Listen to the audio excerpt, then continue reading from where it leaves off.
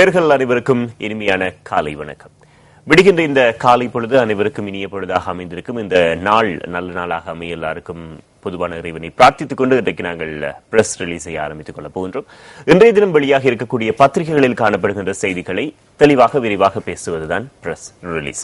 இந்த எங்களுடைய news first செய்தி அறையிலிருந்து எங்களோடு வந்து இணைந்து கொள்கின்றார் ரசூல். வணக்கம் ரசூல். வணக்கம் கனா. இன்றைய தினத்தில் வெளியாக இருக்கக்கூடிய பத்திரிகைகளில் காணப்படுகின்ற செய்திகளை பார்க்கிறதுக்கான நேரம். இன்று எங்கள் கைவசம் கிடைத்த பத்திரிகைகளை நாங்கள் அலச ஆரம்பிக்கலாம். முதலில் நாங்கள் இன்று வெளியாக இருக்கக்கூடிய வீரகேசரி பத்திரிகையோடு விஷயங்களை ஆரம்பிப்போம். வீரகேசரி பத்திரிகையினுடைய பிரதான தலைப்புச் செய்தி, விசாரணைக்கு ஒத்துழையுங்கள், நவிப்பிள்ளை வலியுறுத்தல், யுத்த வடுக்கள் ஆறாத நிலையில் வெற்றி கொண்டாட்டம் எனவும் விசனம் என்ற ஒரு செய்தி தான் இன்றைய தினம் வீரகேசரியினுடைய பிரதான செய்தியாக இருக்கு. ஆம் கனா, மீண்டும் இலங்கைக்கு தலையிடி ஆரம்பித்திருக்கிறது. நிச்சயமா. அதாவது 26வது ஐக்கிய நாடுகளின் மனித உரிமைகள் பேரவையின் 26வது கூட்டத்தொடர் நேற்றைய தினம் ஆரம்பமானது. நேற்றைய தினம் ஐக்கிய நாடுகள் மனித உரிமைகள் ஆணையாளர் நவநீதம் பிள்ளை நேற்றைய தினம் ஆரம்பித்து வைத்து உரையாற்றியிருக்கிறார். இதன் பொழுது பெரிதாக, அதாவது பெரிதும் அனைவராலும் எதிர்பார்க்கப்பட்ட ஒரு விடயம், அதாவது இலங்கை மீதான விசாரணைகள் ஆணைக்குழுவினால் எவ்வாறு முன்னெடுக்கப்படும், அதாவது சர்வதேச விசாரணைகள் எவ்வாறு முன்னெடுக்கப்படும் என்ற ஒரு எதிர்பார்ப்பும் ஒரு சந்தேகமும் நிலவி இருந்தது. இந்த அடிப்படையில் நேற்றைய தினம் அவர் உரையாற்றிய பொழுது, அவர் கடந்த 2006ஆம் ஆண்டு முதல் அவர் இதுவரையான அவரது பதவிக்காலம் முடிவடைய போகிறது.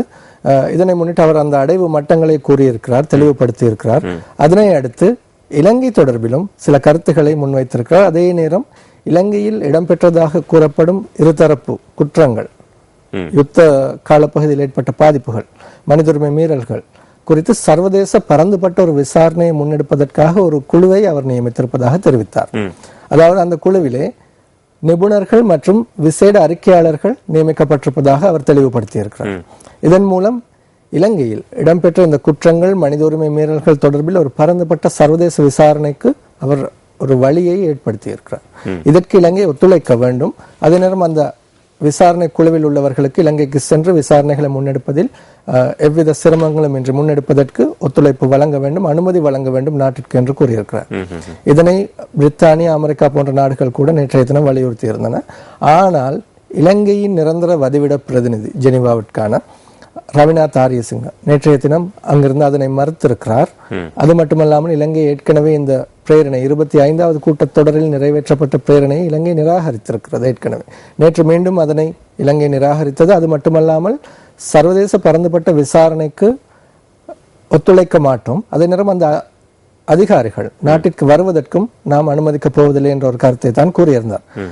அது மட்டுமல்லாமல் நேற்றைய தினம் இறுதியாக கிடைத்த தகவல்களின்படி ஜனாதிபதி மஹிந்த ராஜபக்ச தெரிவித்திருக்கிறார், இலங்கை தொடர்பான விசாரணைகளை மேற்கொள்வதற்கான அந்த குழுவினர் நாட்டிற்கு வருவதாக இருந்தால் அது குறித்து பாராளுமன்றமே தீர்மானிக்க வேண்டும், அந்த பொறுப்பை பாராளுமன்றத்திற்கு விட்டுவிடுவதாக கூறியிருக்கிறார்.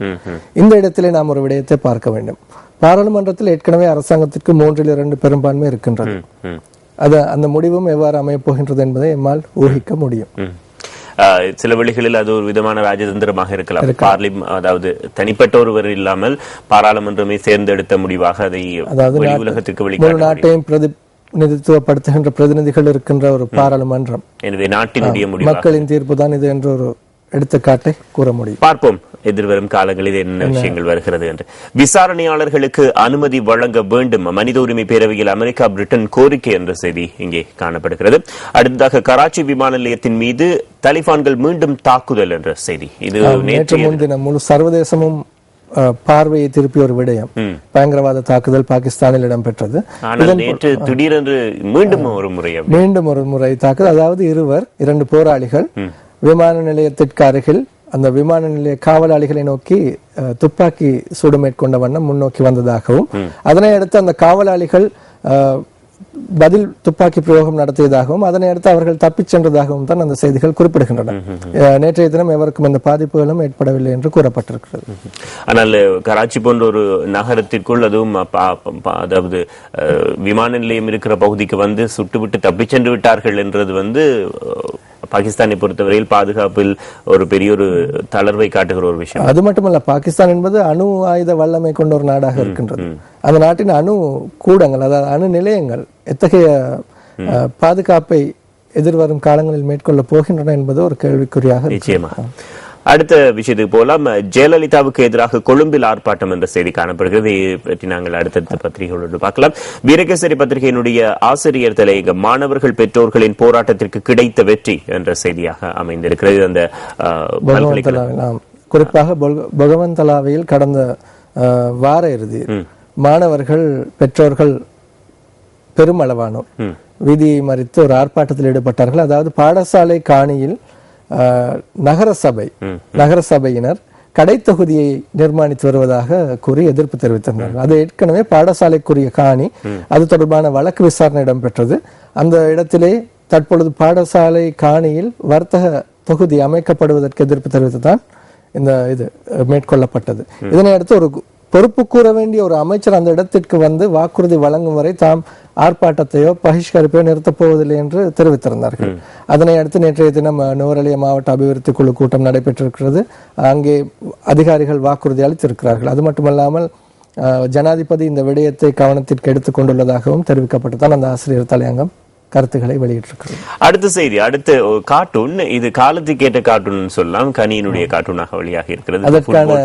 அதற்கான செய்திகள் இணைய பத்திரிகைகள் இருக்கின்றன. அதாவது நேற்றைய தினம் முதலமைச்சர் விக்னேஸ்வரன் தெரிவித்த ஒரு கருத்தை மையமாக கொண்டுதான் இந்த கார்ட்டூன் வரையப்பட்டிருக்கிறது. எனவே நாங்கள் அதை மற்ற செய்திகளோடு சேர்த்து பார்க்கலாம். இவைதான் இன்று வீரகேசரி பத்திரிகையினுடைய செய்திகளாக காணப்படுகின்றன.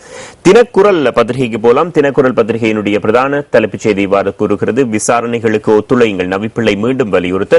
ஜெனீவா அமர்வில் பிரிட்டன் அமெரிக்கா ஆதரவாக குரல், ஏற்க மாட்டோம் என்ற செய்தி இலங்கையின் செய்தியாக காணப்படும். அதாவது குறிப்பாக இலங்கையின் நல்லிணக்கம் மற்றும் பொறுப்பு குரல் விடயங்களை ஏற்படுத்துவதற்காக இந்த விசாரணை குழு நியமிக்கப்பட்டிருக்கின்றது.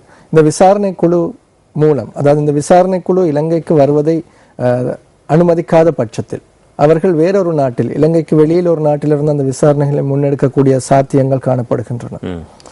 நவநீதம் பிள்ளை நேற்றைய தினம் தனது உரையிலே வலியுறுத்தி கூறிய ஒரு விடயம், இந்த விசாரணை குழு ஒரு பரந்துபட்ட சுயாதீன விசாரணையை மேற்கொள்ள போகின்றது. இது ஏற்கனவே 25வது கூட்டத்தொடரில் நிறைவேற்றப்பட்ட, இலங்கை தொடர்பில் நிறைவேற்றப்பட்ட பிரேரணையை மையமாக கொண்டுதான் நியமிக்கப்பட்டு இருக்கின்றது. இலங்கையிலே ஏற்கனவே கற்றுக்கொண்ட பாடங்கள் நல்லிணக்க ஆணைக்குழுவின் பரிந்துரைகள் அமுல்படுத்தப்பட்டு வருவதாக தான் அரசாங்க தரப்பில் ஆணித்தரமாக தெரிவிக்கப்பட்டு வருகிறது. அதாவது இந்த அடிப்படையிலே இந்த விசாரணை குழுவானது இலங்கையின் உள்ளக செயற்பாடுகள் முன்னெடுக்கப்படுவதில் இடையூறை ஏற்படுத்தும் என்று தான் அரசாங்க தரப்பு தொடர்ந்தும் வலியுறுத்தி வருகிறது.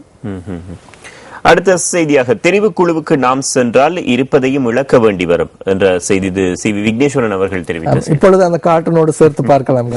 அதாவது நேற்றைய தினம் வவுனியா செட்டுக்குளத்தில் இடம்பெற்ற ஒரு நிகழ்வில் தான், அதாவது பிரதேச சபையில் அட்டவணைப்படுத்தப்படாத ஊழியர்களுக்கான நிரந்தர நியமன நிகழ்வின் போது முதலமைச்சர் தெரிவித்த ஒரு கருத்து. அதாவது ஏற்கனவே ஜனாதிபதியாக சந்திரிகா பண்டாரநாயக்க குமாரதுங்க இருந்த பொழுது ஒரு தமிழர் தேசிய பிரச்சனைக்கு ஒரு தீர்வு திட்டத்தை வெளியிட்டிருந்தார். அதாவது ஒரு அரசியல் யாப்பு வரைவை அவர் இருந்த காலத்தில் வெளியிட்டார். அதனையும், அது மட்டுமல்லாமல் திஸ்ஸ விசாரண இருந்த பொழுது ஒரு அறிக்கை வெளியிட்டிருக்கிறார், அதாவது தெரிவுக்குழு. இந்த அடிப்படையிலே அது தொடர்பான தமிழர்களின் பிரச்சனைகள் தொடர்பில் ஏற்கனவே பல்வேறு அமைப்புகள் பல அறிக்கைகளை ஆராய்ந்து வெளியிட்டிருக்கின்றன. இவற்றை எல்லாம் கவனத்திற்கொண்டு தெரிவுக்குழு, அதாவது தற்போது கூறப்படுகின்ற தெரிவுக்குழு ஆராய்ந்து அதன் அடிப்படையில் அதனை மையமாக கொண்டு பேச்சுவார்த்தைகளுக்கு முன்வருமாயின் அதில் கலந்து கொள்வதில் தவறில்லை. அது மட்டுமல்லாமல் தமிழ் மக்கள் அதற்கு எதிர்ப்பு காட்ட மாட்டார்கள் என்ற ஒரு துணியில் தான் முதலமைச்சர் கருத்தை தெரிவித்திருக்கிறார். அவ்வாறு இல்லாமல் நிபந்தனைகளின்றி ஏற்கனவே வெளியிட்ட அந்த தீர்வு திட்டங்கள் அல்லாமல் வெறுமனே சென்றால் அது எந்தவித பலனையும் தராது என்று கூறியிருக்கிறார். இப்பொழுதுதான் அந்த கார்ட்டூன், அதாவது அந்த கார்ட்டூனிலே உதைப்பந்தை முன்னாள் ஜனாதிபதி சந்திரிகா பண்டாரநாயக்க உதைப்பது போன்று இருக்கின்றது. அதனை அந்த கோல் காப்பிலிருந்து ஜனாதிபதி அதனை பிடிப்பது போன்ற ஒரு களம் தான் காட்டப்பட்டிருக்கிறது. இப்பொழுது அந்த உதைப்பந்தாட்டம் தான் அந்த தீர்வு. மீண்டும் சந்திரிகா பண்டாரநாயக்க முன்வைத்த அந்த தீர்வு திட்டம், அதாவது அரசியல் யாப்பு வரைவு மீண்டும் பேசப்படுகிறது. பார்ப்போம். அடுத்ததாக இன்னொரு செய்தி, முஸ்லிம் ஆட்கள் அழைத்து சென்ற அப்பா அம்மா தங்கையை மறுநாள் கடற்கரையில் சடலங்களாக கண்டோம் என்ற ஒரு செய்தி. இது நேற்றைய தினமும் பத்திரிகைகள் சிலவற்றில் குறிப்பாக வந்த செய்தியாக அமைந்திருந்தது. அதாவது மட்டக்களப்பு மாவட்டத்திலே ஜனாதிபதி ஆணைக்குழு, அதாவது காணாமல் போனோர் தொடர்பான விசாரணைகளை முன்னெடுக்கும் ஜனாதிபதி ஆணைக்குழுவின் சாட்சி பதிவுகள் இடம்பெற்றன 4 நாட்களாக. இதன் பொழுது ஆரையம்பதியில், அதாவது மண்முனைப்பற்று பிரதேச செயலகத்தில் நடைபெற்றிருந்த சாட்சி பதிவுகளின் பொழுதுதான் சாட்சி அளித்த ஒருவர் கூறியிருக்கிறார், ஒரு பெண் கூறியிருக்கிறார். அதாவது தனது தாய், தந்தை, சகோதரி ஆகியோர் நள்ளிரவில் அழைத்து செல்லப்பட்டு கொலை செய்யப்பட்டிருப்பதாக. இதனோடு சம்பந்தப்பட்டவர்கள் முஸ்லிம் தரப்பினர் என்று குற்றம் சாட்டியிருக்கிறார். அது மட்டுமல்லாமல் அதனை அந்த சடலங்களை பார்வையிட்டு வந்த பொழுது தனது சகோதரனும் சுட்டுக் கொல்லப்பட்டதாக அவர் தெரிவித்திருக்கிறார். பார்க்கலாம். மன்னார் மனித புதைக்குழி இருந்த இடத்தில் எக்காலத்திலும் மயானம் இருக்கவில்லை, நீதிமன்றத்துக்கு பிரதேச சபை தலைவர் கடிதம் சமர்ப்பிப்பு என்ற செய்தி ஒன்று இடம்பெற்றிருக்கிறது. மீண்டும் இந்த பிரச்சனை மீண்டும் திருக்கேதீஸ்வரம் புதைத்து விட்டு ஒரு மயான பிரச்சனை. ஆனால் அது தொடர்பான வழக்கு விசாரணைகள் இடம்பெற்று வருகின்றன. இதன் பொழுது வழக்கறிஞர்களின் கோரிக்கைக்கு அமைய நீதிமன்றம் 2 அறிக்கைகளை கோரியிருக்கிறது. அந்த அடிப்படையில் தான் அங்கே அந்த புதைக்குழி தொடர்பிலும் அதற்கு அருகில் உள்ள ஒரு கிணற்றை தோண்டுவது தொடர்பாகவும் அறிக்கை கோரியிருக்கிறது குற்றப்புலனாய்வு திணைக்களத்தினர். அது தொடர்பான செய்தி தான் அங்கே கூறப்பட்டது. அடுத்த விஷயங்களை பார்க்கலாம். இலங்கைக்கு எதிராக ஐநாவில் தீர்மானம் கொண்டு வர வேண்டும் என்ற செய்தி ஒன்று இன்னொரு செய்தியாக, இது தமிழகத்திலிருந்து வெளிவந்த ஒரு செய்தியாக இருக்கின்றது. அதாவது தமிழகத்திலே அதிமுக அனைத்து இந்திய திராவிட முன்னேற்ற கழக எம்பி தெரிவித்த ஒரு கருத்து, அதாவது மாநிலங்களவை கூட்டத்தொடர் கடந்த 4ஆம் தேதி தொடங்கி நடைபெற்று வருகின்றது. தற்பொழுது ஏற்கனவே இலங்கை விவகாரம் தொடர்பில் ஒரு தமிழ் மக்களுக்கு ஒரு நிரந்தர தீர்வை எட்டுவதாயின் அதற்கு இந்தியா முன்னின்று ஐக்கிய நாடுகள் மனித உரிமைகள் பேரவையில் ஒரு தீர்மானத்தை கொண்டு வர வேண்டும். அதாவது ஒரு பிரேரணையை சமர்ப்பித்து அதனை நிறைவேற்றி இலங்கை மக்களுக்கு தீர்வை பெற்றுக் கொடுக்க வேண்டும் என்ற ஒரு கருத்து தெரிவித்திருக்கு. இது ஏற்கனவே தமிழ்நாட்டிலிருந்து மற்றும் ஒரு எம்பி ஏற்கனவே குறிப்பிட்ட விடயத்தை நாம் சுட்டி காட்டியிருந்தோம். அடுத்த செய்தி இன்றைய தினக்குரலினுடைய கார்ட்டூனாக காணப்படுகின்ற விஷயம். பிரதீபினுடைய கார்ட்டூனாக அமைந்திருக்கிறது. குளவிகள் இல்லாவிட்டால் தேனீகள் வந்து UNHCR என்ற வடிவமைப்பில் இலங்கையை நோக்கி வருவதாகவும் இலங்கை தேனீக்களாக இருக்க முடியாது, குளவிகளாக இருக்கலாம். அதாவது ஐக்கிய நாடுகளின் மனித உரிமைகள் பேரவை மீண்டும் இலங்கையை நோக்கி தனது பார்வையை திருப்பி இருக்கிறது. அடுத்து தினக்குரலினுடைய ஆசிரியர் தலையங்கம் அஞ்சலினா ஜூலியினுடைய ஆக்கப்பூர்வமான முயற்சி என்ற தலைப்பில் இன்றைய ஆசிரியர் தலையங்கம் காணப்படுகிறது. இது அந்த லண்டனில் இடம்பெறுகின்ற மாநாடு சம்பந்தப்பட்ட விஷயம். அதாவது மோதல்களின் போது பெண்களுக்கு எதிரான பாலியல் வன்கொடுமைகளுக்கு எதிரான ஒரு மாநாடு தான் அங்கே நடைபெற்றது. இதன் பொழுது நேற்றைய தினம் அதன் சிறப்பு தூதுவர்களாக அஞ்சலினா ஜோலி, அதாவது ஆங்கில திரைப்பட நட்சத்திர நடிகை மற்றும் பிரித்தானிய வெளிவிவகார அமைச்சர் வில்லியம் ஹேக் ஆகியோரின் இணை தலைமையில் தான் ஆரம்பித்திருக்கின்றது. இந்த மாநாடு தொடர்பாகவும் இலங்கை ஒரு கருத்தை, அதாவது அந்த நாட்டிற்கான பிரித்தானியாவிற்கான இலங்கை தூதரகம் அறிவித்திருக்கிறது, அழைப்பு விடுக்கப்படவில்லை என்று நேற்று ஆரம்பமான பொழுதும். ஆனால் அங்கே அந்த ஏற்பாட்டாளர்கள் தெரிவித்திருக்கிறார்கள், அதாவது மனித உரிமைகள் மற்றும் பெண் உரிமைகளை பாதுகாப்பது தொடர்பான நாடுகளுக்கு தான் அழைப்பு விடுக்கப்பட்டிருக்கின்றது என்று. அடுத்து தினகரன் பத்திரிகைக்கு போவோம். தினகரனினுடைய பிரதான தலைப்புச் செய்தி, விசாரணைக்கு இலங்கை ஒத்துழைப்பு வழங்காது, ஜெனீவா பேரவையில் இலங்கை உத்தியோகபூர்வ அறிவிப்பு என்ற செய்தி இடம்பெற்றிருக்கிறது. பிரதான செய்தியாக அடுத்ததாக விசாரணைகளுக்கு அனுமதி வழங்கும் பொறுப்பை பாராளுமன்றத்திடம் ஒப்படைக்க தீர்மானம் ஜனாதிபதி தெரிவித்திருக்கிறதாக அந்த செய்தி காணப்படுகிறது. யுத்த காலங்களில் காணி சொத்துக்களை இழந்தோருக்கு மீளப்பெற புதிய சட்டம் 1983 முதல் 2009 மே 18 கால பகுதிகளுக்குள் வடக்கு கிழக்கிற்கு விசேட ஏற்பாடு என்ற செய்தி ஒன்று இடம்பெற்றிருக்கிறது. தொடர்பான சட்டங்கள் பாராளுமன்றத்திற்கு சமர்ப்பிக்கப்படுவதற்கான ஏற்பாடுகள் மேற்கொள்ளப்படுவதாக நீதி அமைச்சர் தெரிவித்திருக்கிறார். அதாவது ஏற்கனவே இந்த பிரச்சனைகள் பல வருடங்களாக நீடித்து வருகின்ற நிலையில் இது ஒரு சாதகமான விடயம் என்று சொல்லலாம். அதாவது காணி இழந்தவர்கள், யுத்தத்தால் பாதிக்கப்பட்டு பல்வேறு இன்னல்களை சந்தித்த மக்கள் காணிகளை இழந்திருக்கிறார்கள். அவர்களுக்கான ஆதாரங்கள் எவ்வாறு, அவர்கள் எத்தனை பேரிடம் ஆதாரங்கள் இருக்குமோ தெரியவில்லை. ஏனென்றால் அவர்கள் அனைத்தையும் இழந்துவிட்டு வெளியேறிய மக்கள். அதற்கான ஆதாரபூர்வமாக நிரூபிக்க வேண்டிய சில தருணங்கள் ஏற்படும். அந்த சந்தர்ப்பங்களில் எவ்வாறு அவர்கள் தமது சொந்த காணிகளில் மேல் குடியேறுவார்கள் என்பதனையும் விளக்கி கூறியிருந்தால் சிறப்பாக இருக்கும். அந்த அடிப்படையில் சட்டத்தில் சில மாற்றங்கள் வரலாம். அடுத்ததாக பேச்சளவில் மட்டும் நில்லாது செயலில் இறங்குங்கள், ஜனாதிபதி டெங்கு தொடர்பாக தெரிவித்திருக்கிற ஒரு செய்தி ஒன்று காணப்படுகிறது. நல்ல விஷயம். அடுத்ததாக தினகரன் பத்திரிகையினுடைய ஆசிரியர் தலையங்கம், மனித நாகரிகத்தின் அடையாள சின்னமல்ல மது என்ற தலைப்பில் இந்த செய்தி தினகரனினுடைய ஆசிரியர் தலையங்கமாக வந்திருக்கிறது. தினகரனுடைய கார்ட்டூன் இவ்வாறு அமைந்திருக்கிறது. ஒரு மிகவுமே நோய்வாய்ப்பட்ட காயப்பட்ட ஒரு யானைக்கு மேல் ரணில் அவர்கள் அங்குசத்தோடு உட்கார்ந்து இருக்கிறதாக காணப்படுகிறது. எவ்வாறாயினும் எனக்கு இப்போ பின்பக்கமாகத்தான் செல்ல வேண்டியுள்ளது, இந்த பக்கம் போ அப்படின்னு சொல்லி அவர் சொல்றதாக விஷயம் காணப்படுகிறது. பொது வேட்பாளர் வீதிக்கு அவர் அழைத்து போறதாக எதிர்கட்சி வலுவற்ற எதிர்கட்சி இருக்கின்ற ஒரு நிலைமையில் எதிர்வரக்கூடிய தேர்தலை, அதாவது ஜனாதிபதி தேர்தல் ஒன்று வருமாயின் எதிர்கட்சி வேட்பாளர், அதாவது ஜனாதிபதி வேட்பாளர் யார் என்ற கேள்விதான் நிலவை வருகின்றது. இந்த அடிப்படையிலேயே எதிர்கட்சி தலைவர் ரணில் விக்ரமசிங்க பின்புறம் நோக்கி செல்கின்ற காரணம் என்ன என்பதனை சற்று சிந்திக்க வேண்டியிருக்கிறது. அடுத்து நாங்கள் சுடரொளி பத்திரிகைக்கு போகலாம். சுடரொளி பத்திரிகையினுடைய பிரதான தலைப்புச் செய்தி இவ்வாறு சொல்கிறது: 5 ஆண்டுகள் கடந்து போர் வடுக்கள் ஆறவில்லை, முழுமையான ஐநா விசாரணையை இலங்கை மீது மேற்கொள்வதற்கு தயார், நவநீதம் பிள்ளை நேற்று தெரிவிப்பு என்ற செய்திதான் இன்றைய செய்தியில் பிரதான செய்தியாக காணப்படுகிறது. மீனவர் எல்லை தாண்டுவதால் இருநாட்டு உறவு பாதிப்படையும், அல் ஜசீரா தெரிவித்திருக்கிறதாக ஒரு செய்தி இடம்பெற்றிருக்கிறது. இந்த இந்திய இலங்கை மீனவர் பிரச்சினை நீண்ட காலமாக நிலவி வருகின்றது. இரு நாடுகளுக்கும் இடையிலான மீனவர் பிரச்சனையை தீர்ப்பதற்கு இரு நாடுகளும் இறுதியாக பேச்சுவார்த்தைகளை முன்னெடுத்து வருகின்றன. இந்த பேச்சுவார்த்தைகள் 2 கட்டமாக நடைபெற்று முடிந்துள்ளன. அதனை அடுத்து இந்தியாவில் புதிய அரசாங்கம் தற்பொழுது ஆட்சி பீடமேறி இருக்கின்றது. இதனை அடுத்து மீனவர்கள் தரப்பில் கோரிக்கை விடுக்கப்படுகின்றது, அதாவது 3வது கட்ட பேச்சுவார்த்தையை முன்னெடுப்பதற்கு அரசாங்கம் நடவடிக்கை எடுக்க வேண்டும் என்று. ஏற்கனவே நேற்றைய தினம் கடந்த சில நாட்களுக்கு முன்னால் இந்தியாவிலிருந்து இலங்கை கடற்பரப்பில் வந்து மீன்பிடித்த மீனவர்கள் கைது செய்யப்பட்டிருந்தார்கள். இதனையடுத்து ஜனாதிபதியின் உத்தரவுக்கமைய சில மீனவர்கள் விடுவிக்கப்பட்டிருக்கிறார்கள் நேற்றைய தினம். இன்றைய தினம் சில மீனவர்கள் நீதிமன்றத்தில் ஆஜர்படுத்தப்படவிருக்கிறார்கள். இந்த அடிப்படையிலே நாம் மீனவர் பிரச்சனையை சற்று ஆழமாக பார்க்க வேண்டியிருக்கு. நிச்சயமாக இந்த நேரத்தில் எங்களோடு கடற்தொழில் அமைச்சினுடைய தமிழ் ஊடக ஒருங்கிணைப்பாளர் திரு சதாசிவம் ஐயா அவர்கள் இணைந்திருக்கிறார்கள். வணக்கம் ஐயா. இன்றைய தினம் நாங்கள் இந்த மீனவர் பிரச்சனையை கொஞ்சம் ஆழமாக பார்க்கலாம் பிரஸ் ரிலீஸினூடாக என்று தீர்மானித்திருக்கிறோம். வணக்கம் ஐயா. அதாவது நீங்கள் கடற்றொழில் அமைச்சரின் தமிழ் ஊடக ஒருங்கிணைப்பாளர் என்ற வகையில் ஜனாதிபதியின் பணிப்புரைக்கமைய மீனவர்கள் சிலர் நேற்றைய தினம் விடுவிக்கப்பட்டிருக்கிறார்கள் நீதிமன்றத்தினூடாக. இன்றைய தினமும் சில மீனவர்கள் மன்னார் நீதிமன்றத்தில் ஆஜர்படுத்தவிருக்கின்றார்கள். அதேவேளை இலங்கை மீனவர்கள் தமிழக ஆந்திரா மாநிலங்களில் தடுத்து வைக்கப்பட்டிருக்கிறார்கள் நீண்ட காலமாக.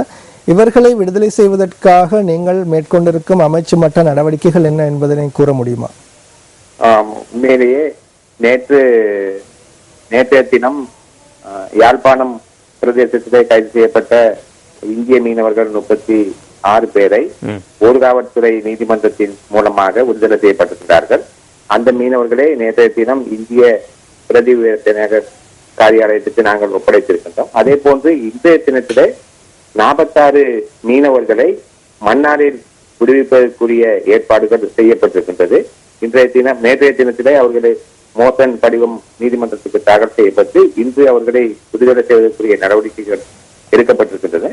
அதே போன்று இலங்கை மீனவர்கள் 103 பேர் இதுவரை இந்தியாவிலே தமிழ்நாடு, ஆந்திரா, கேரளா மற்றும் ஒரிசா பிரதேசங்களில் கைது செய்யப்பட்டு இருக்கின்றார்கள். இவர்களில் 11 பேரை இந்திய அரசாங்கம் நேற்று முன்தினம் விடுதலை செய்திருக்கிறார்கள். ஆனால் அவர்கள் விடுதலை மாற்றம்தான் செய்திருக்கிறார்கள். அவர்கள் நாட்டிலிருந்து புறப்பட்டு வருவதற்குரிய அனுமதி இன்னும் வழங்கப்படவில்லை.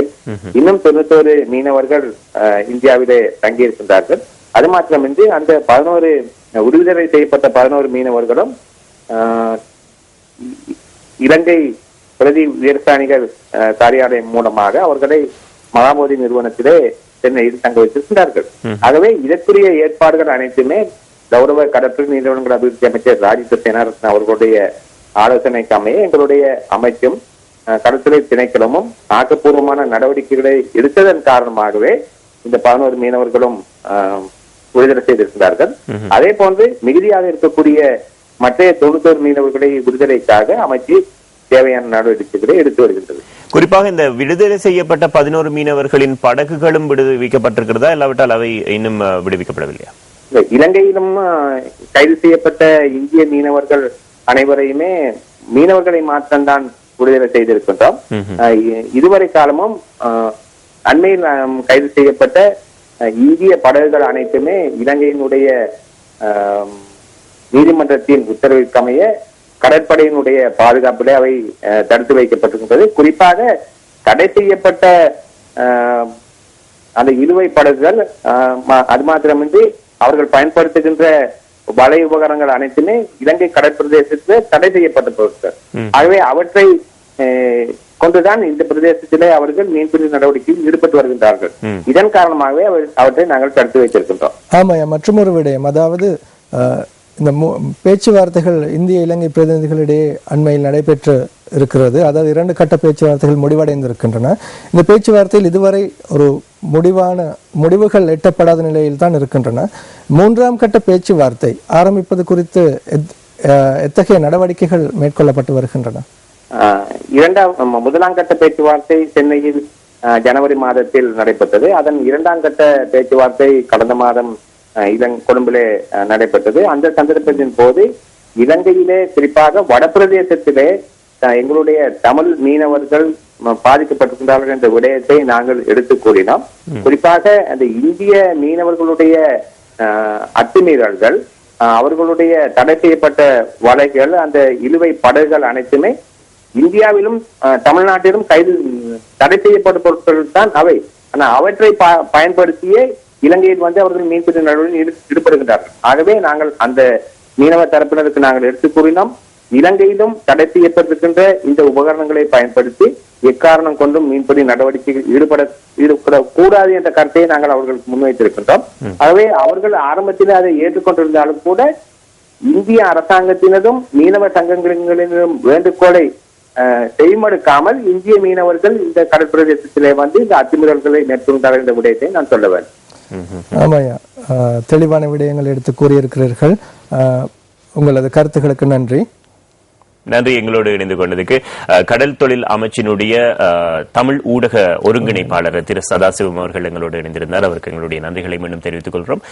இன்றைய தினம் பிரஸ் ரிலீஸில் முக்கியமான ஒரு விஷயமாக இந்த விஷயம் எடுத்துக்கொள்ளப்பட வேண்டிய ஒரு விஷயமாக இருந்தது. காரணம் என்னவென்று சொன்னால், ஒவ்வொரு நாளுமே 30 மீனவர்கள் 40 மீனவர்கள் என்று பிடிபடுகின்ற ஒரு சந்தர்ப்பம் இப்போ அதிகரித்துக் கொண்டே போகிறது. எனவே நிச்சயமாக பாதிக்கப்படுவது இலங்கை மீனவர்கள்.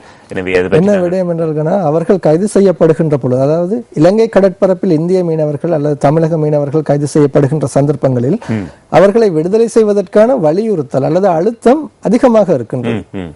ஏனெனில் அவர்கள் ஆயிரக்கணக்கில் மீன்பிடித்து செல்கின்றார்கள். அத்துமீறி நுழையும் பொழுது அவர்களை பல நூற்றுக்கணக்கானவர்களை கைது செய்வதில் சிரமங்கள் காணப்படலாம். அதுவும் வருகின்றவர்கள் இலங்கை 2 நாட்டு கடல் எல்லைகளும் அறிந்திராமல் வருவதற்கான வாய்ப்புகள் குறைவு. அவர்கள் கைது செய்யப்பட்டாலும் ஓரிரு நாட்களில் விடுதலை செய்யப்படுகிறார்கள். ஆனால் இலங்கை மீனவர்கள், இங்குள்ள குடும்பங்கள் மிகுந்த சிரமங்களை எதிர்நோக்குகின்றன. அதாவது வறிய குடும்பங்கள் இருக்கின்றன, அவர்களை நம்பியே வாழ்க்கை நடத்துகின்ற குடும்பங்கள் இருக்கின்றன. அவர்களை விடுவிப்பதற்கு எத்தகைய அழுத்தங்கள் இங்கிருந்து வழங்கப்படுகின்றன. அதே நேரம் கடற்றொழில் அமைச்சின் காத்திரமான நடவடிக்கைகளால் விடுவிக்கப்பட்டிருக்கிறார்கள் 11 பேர். ஏனையோரையும் விடுவிப்பதற்கு நடவடிக்கை எடுக்கப்படுகிறது. ஆனால் குறிப்பாக ஒரு விடயம், தமிழகத்தில் ராமேஸ்வரம் விசைப்படகு மீனவர் சங்கம் ஒரு கோரிக்கை, அதாவது கோரிக்கை மனுக்களை அனுப்பியிருக்கிறது மத்திய அரசாங்கத்திற்கும் தமிழக அரசிற்கும், அவர்களை விடுவிப்பதற்கு நடவடிக்கை எடுக்க வேண்டும் என்று. பார்க்கலாம், மீனவர்கள் விரைவில் விடுவிக்கப்படுவார்கள் என்ற ஒரு எதிர்பார்ப்பு நம்பிக்கையோடு நாங்கள் அடுத்த செய்திக்கு போலாம். அடுத்த செய்தி, 100 கோடி இந்திய நிதியில் யாழில் கலாசார நிலையம் சகல வசதிகளுடனும் 600 பேர் அமர்ந்து இருக்கக்கூடிய வகையில் ஒரு அரங்கு அமைக்கப்படுவதாகத்தான் இந்த செய்தி காணப்படுகிறது. ஐநா விசாரணைக்கு முழு ஆதரவு வழங்குக இலங்கையிடம் அமெரிக்க பிரிட்டன் கோரிக்கை என்ற செய்தி இங்கேயும் இடம்பெற்றிருக்கிறது. பிரிட்டன் மாநாட்டின் தீர்மானங்களை இலங்கை அங்கீகரிக்கப் போவதில்லை, அமைச்சர் பீரிஸ் தெரிவித்திருக்கிறார். அதாவது யுத்த மோதல்களின் போதான பாலியல் வன்கொடுமை தொடர்பான மாநாடு, அதுதான் நேற்றைய தினம் பிரித்தானியாவில் ஆரம்பமானது. அந்த மாநாட்டின் தீர்மானங்களில் சிலவேளை இலங்கை தொடர்பிலும் சில தீர்மானங்கள் நிறைவேற்றலாம். அதனைத்தான் தற்பொழுது முன்கூட்டியே அமைச்சர் நிராகரித்திருக்கிறார், முன்ஜாமீன் எடுக்கிற மாதிரி.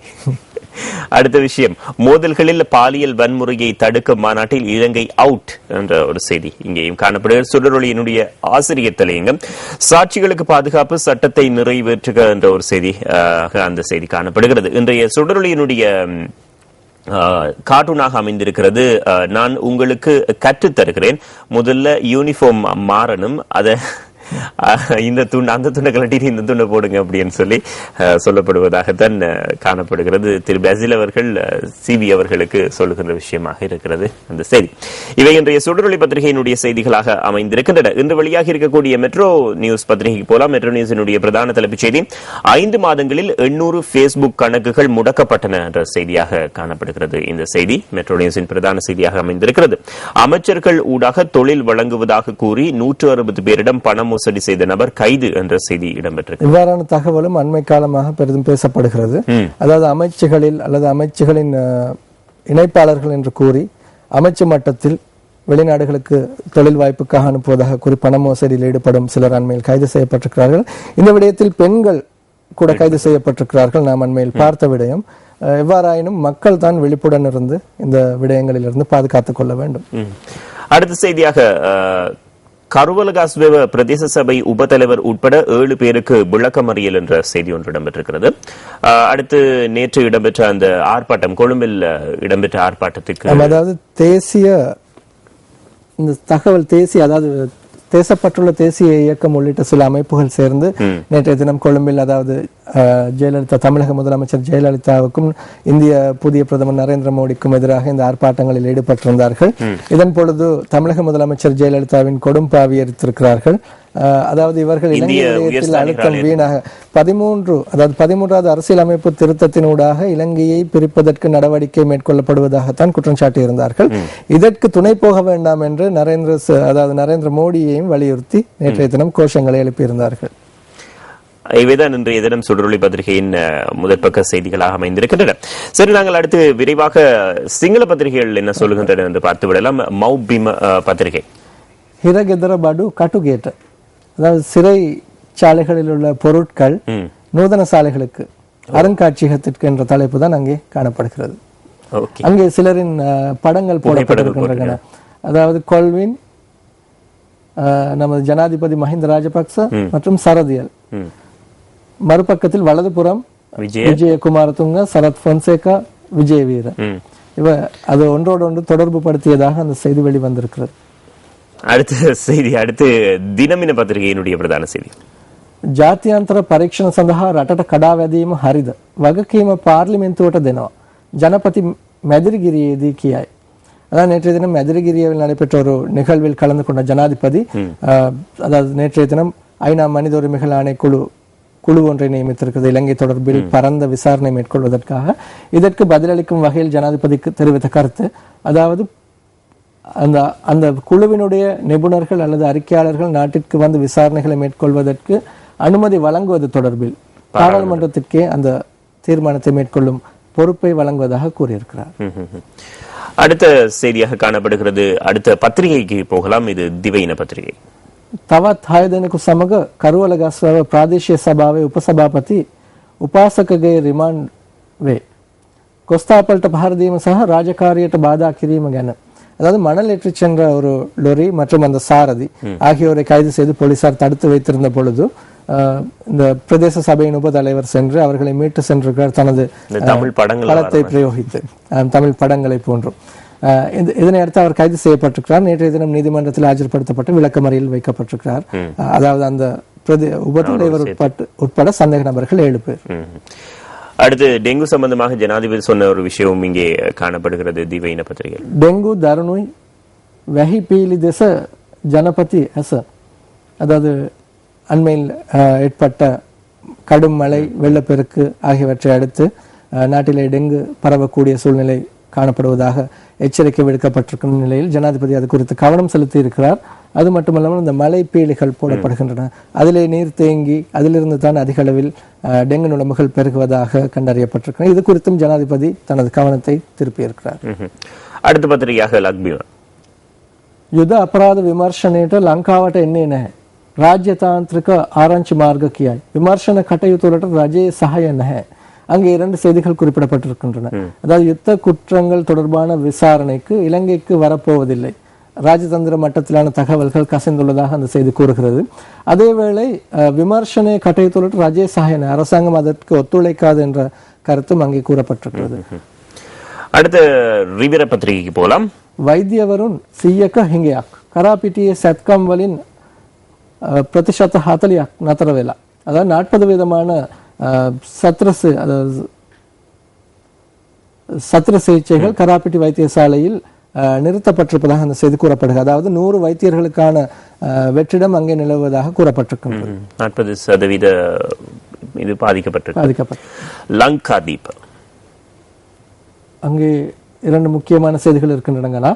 முதலாவது மேலே காணப்படுகின்ற செய்தி, பிரபா மருணாய் யாப்பனே பகுத்தரයක් பிலிகானி யாப்பனே சரசவி இங்கிலீசி அங்ஷாதிபதி.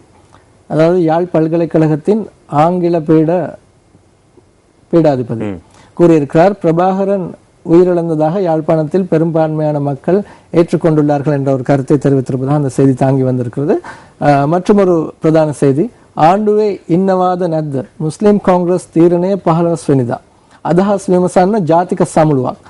அரசாங்கத்தில் தொடர்ந்தும் இணைந்திருப்பதா இல்லையா என்ற தீர்மானத்தை எதிர்வரும் 15ஆம் தேதி முஸ்லிம் காங்கிரஸ் எடுக்க உள்ளதாக அந்த செய்தி கூறுகின்றது. அது தொடர்பான கருத்துக்களை கேட்டறிவதற்கான ஒரு தேசிய மாநாடும் நடத்தப்படவிருப்பதாக அந்த செய்தி அந்த முதன்மை செய்தியாக வந்திருக்கு. இந்த செய்தி நாளைய தினம் தமிழ் பத்திரிகைகள் பெரிய செய்தியாக வர வாய்ப்பு இருக்கிறது. அடுத்து நாங்கள் இங்கிலீஷ் ஆங்கில பத்திரிகைகளுக்கு போகலாம். சிலோன் டுடேயினுடைய செய்தியாக காணப்படுகிறது, Jay's effigy set on fire என்ற செய்தி ஒன்று இடம்பெற்றிருக்கிறது. Wimal's front protest in front of Indian high commissioner என்ற செய்தி இங்கே சிலோன் டுடேயில். நேற்றைய தினம் காலிமுகத்திடலில் ஆரம்பித்து பேரணியாக சென்ற ஆர்ப்பாட்டக்காரர்கள் இந்திய உயர்ஸ்தானிகர் ஆலயம் முன்பாக சென்று இந்த கொடும்பாவியை எரித்திருக்கிறார்கள். இதன் பொழுது இந்திய உயர்ஸ்தானிகர் ஆலயத்திற்கு போலீசார் பலத்த பாதுகாப்பு வழங்கியிருக்கிறார்கள். அடுத்து டெய்லி மிரரினுடைய பிரதான செய்தியாக காணப்படுகிறது, Pillay's request government to consult parliament என்ற செய்தி. அந்த செய்தி நாங்கள் ஏற்கனவே பல தடவை பார்க்கின்றோம். இன்றைக்கு டெய்லி நியூஸினுடைய பிரதான செய்தியாக காணப்படுகிறது, rejected plans based on UNHCR resolutions என்ற செய்தியாக காணப்படுகிறது. புதிய விடயமாக காணப்படுவது அமைச்சர் கெஹலிய ரமுகொல்ல, அதாவது அமைச்சரவை ஊடக பேச்சாளர், நேற்றைய தினம் கண்டி மாவட்ட செயலகத்தில் நடைபெற்ற ஒரு ஊடகவியலாளர் சந்திப்பில் கூறியிருக்கிறார். அதாவது சர்வதேச விசாரணைகளை இலங்கை மீது திணிப்பது அநியாயமாகும் என்ற ஒரு கருத்தை தான் அவர் கூறியிருக்கிறார். அடுத்து தி ஐலண்டினுடைய பிரதான செய்தியாக காணப்படுகிறது, UN War Crimes Probe Parliament to decide on Sri Lanka's participation என்ற செய்தி இங்கே காணப்படுகிறது. இதை பற்றி நாங்கள் பார்த்திருந்தோம். இன்று எங்கள் கைவசம் கிடைத்த பத்திரிகைகளில் காணப்பட்ட செய்திகளை தெளிவாக விரிவாக பார்த்திருக்கிறோம் என்ற நம்பிக்கை இருக்கிறது. நன்றி ரசூல், எங்களோடு இன்றைய தினம் இணைந்து கொண்டதுக்கு. நன்றி கானா. மீண்டும் நாளைய தினம் பிரஸ் ரிலீஸினூடாக சந்திக்கலாம். இத்துடன் இன்றைய பிரஸ் ரிலீஸ் நிறைவடைகிறது. வணக்கம் நேயர்களே.